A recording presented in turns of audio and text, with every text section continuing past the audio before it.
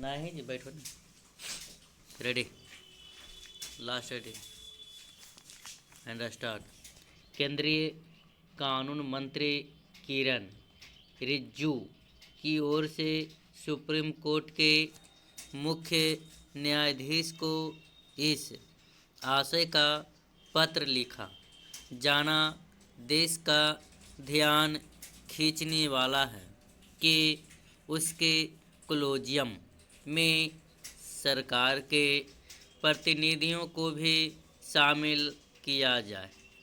उनका सुझाव है कि जैसे सुप्रीम कोर्ट कोलोजियम में केंद्र सरकार के प्रतिनिधियों को शामिल किया जाना चाहिए, वैसे ही हाई कोर्ट कोलोजियम में राज्य सरकार के प्रतिनिधियों को पता नहीं उनके पत्र पर सुप्रीम कोर्ट के मुख्य न्यायाधीश की क्या प्रतिक्रिया होगी, लेकिन यह समझ जाना चाहिए कि उच्चतर न्यायपालिका में न्यायाधीशों की नियुक्ति की वर्तमान व्यवस्था न तो संविधान सम्मत है और न ही लोकतांत्रिक मूल्यों के अनुकूल।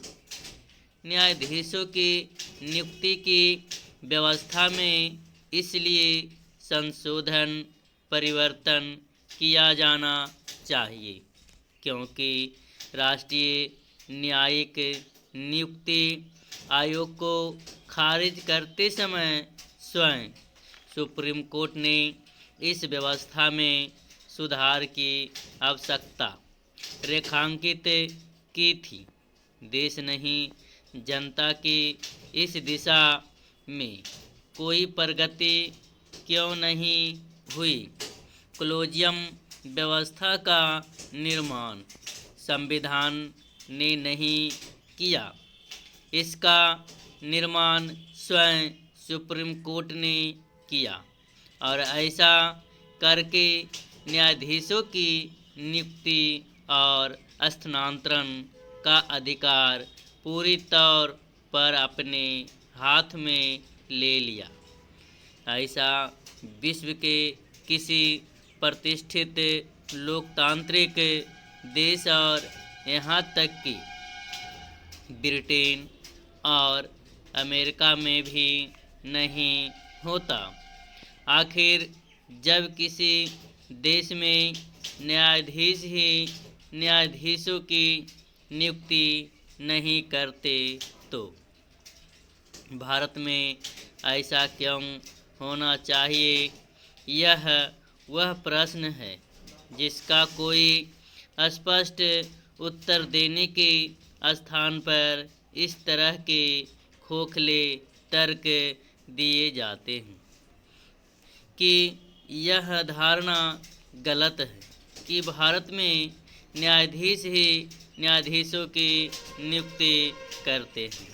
ऐसे तर्क देकर सच में से मुंह मोड़ने की कोशिश ही की जाती है। समस्या केवल यह नहीं है कि कोलोजियम व्यवस्था संविधान की भावना के प्रतिकूल है। समस्या यह भी है कि यह अपारदर्शी है, इसमें जवाबदेही का भी अभाव है। कोलोजियम में शामिल न्यायाधीशों के अलावा अन्य किसी को नहीं पता चलता कि किसी न्यायाधीश की नियुक्ति या प्रोन्नति क्यों की गई। इससे भी विचित्र यह है कि कोलोजियम के निर्णयों की प्रक्रिया का विवरण देने से भी मना कर दिया जाता है। वास्तव में इसी कारण कोलोजियम व्यवस्था का विरोध होता आ रहा है।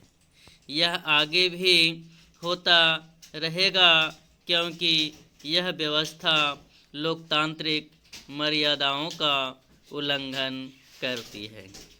इसका कोई औचित्य नहीं कि न्यायाधीशों की नियुक्तियों में कार्यपालक की कहीं कोई भूमिका ही ना हो।